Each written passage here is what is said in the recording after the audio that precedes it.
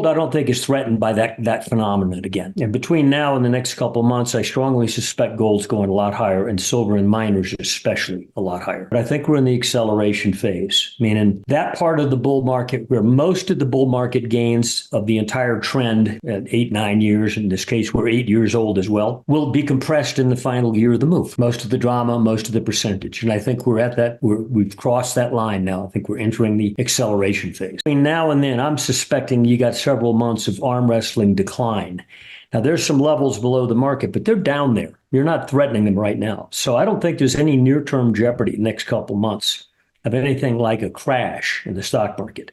Now, you get a little closer to the election, yeah, maybe. Gold prices saw a slight drop on Monday, as traders remained cautious ahead of important upcoming events like the FOMC announcement and U.S. jobs data.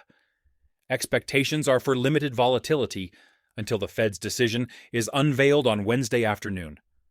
Michael Oliver from Momentum Structural Analysis is optimistic about gold's resilience, foreseeing more upward movement, especially in the months ahead. He also points out the significant gains in silver and mining stocks since February, suggesting their potential for further growth compared to gold. Let's return to the interview. That was a point I made in the weekend report. What I did is I showed a monthly price chart of gold during the last bull market from 2001 to 2011. And it was a laborious 8-year process up through about 2008, where you'd go up, nice advance, and then you'd spend a year or more going sideways with dips, just bore the heck out of you.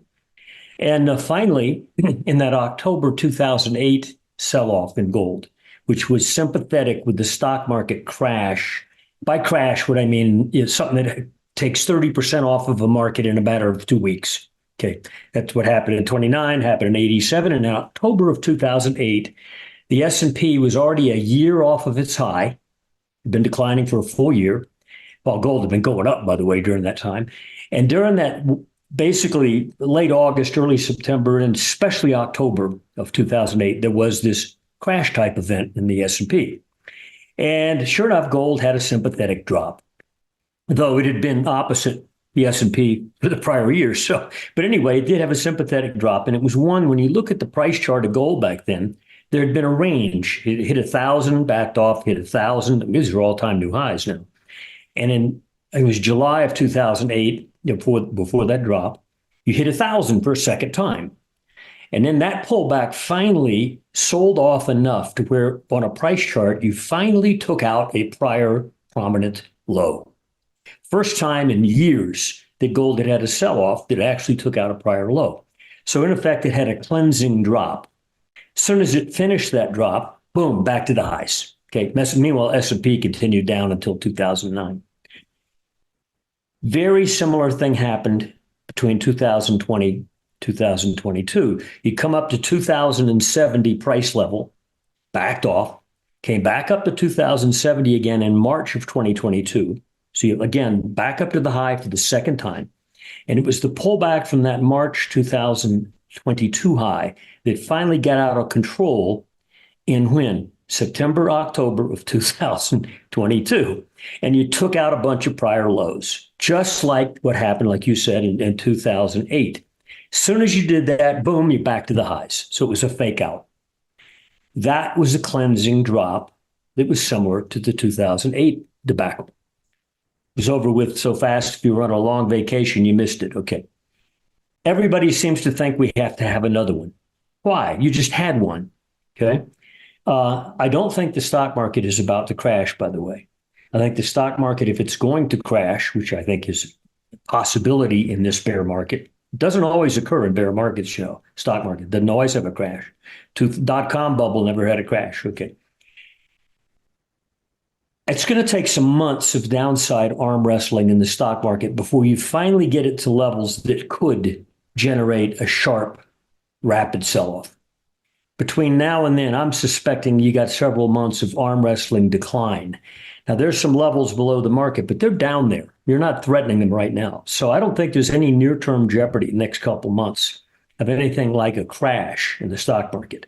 Now, you get a little closer to the election, yeah, maybe. So gold, I don't think is threatened by that phenomenon again. And between now and the next couple of months, I strongly suspect gold's going a lot higher, and silver and miners especially a lot higher.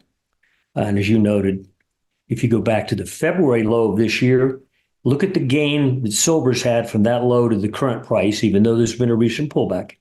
Look at the percent gain in the miners from the February low to where they are now, and look at the percent gain in gold, and you'll find gold is much less gain on a percent basis than those two subcategories.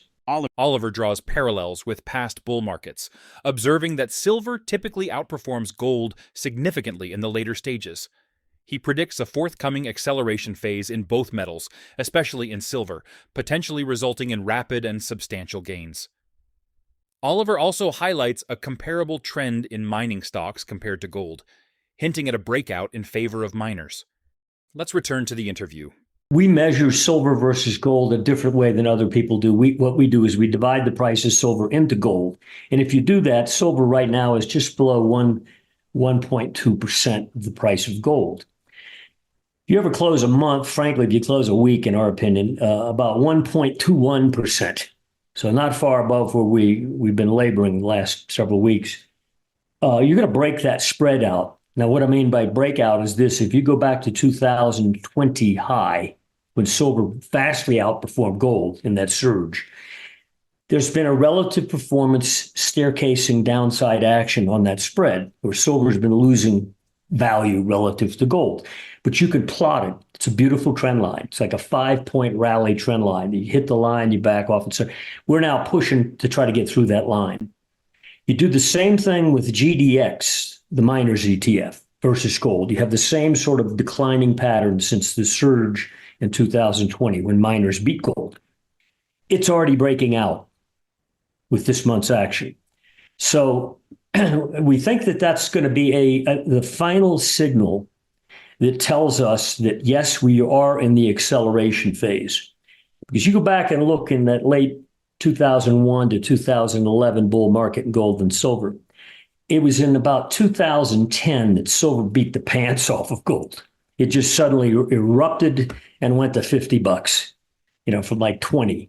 So it was not only acceleration in both metals to the upside, but at that point in time, in the final year especially, and this is true in 1979 to 80 as well, which was the tail end of that bull market, silver vastly beat gold. After a surge earlier in the week, the gold price experienced a notable retreat to $2,337 per ounce by Friday, following the largest one-day drop in 2 years. This pullback signifies a correction phase after 2 unsuccessful attempts. Despite this correction, there are still upside factors that could potentially drive prices higher again shortly. Share your perspective in the comments below. If the video resonates with you, consider subscribing to our channel and enabling notifications. Thank you for watching.